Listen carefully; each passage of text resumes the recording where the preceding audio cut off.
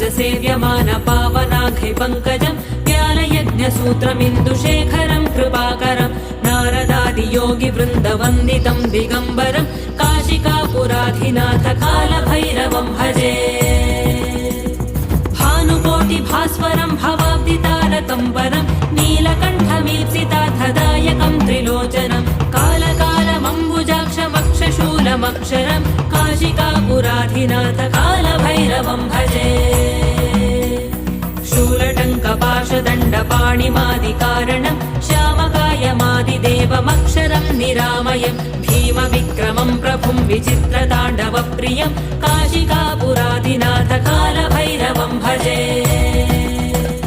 भुक्तिमुक्तिदायकं प्रशस्तचारुविग्रहं भक्तवत्सलं स्थिरं समस्तलोकविग्रहम्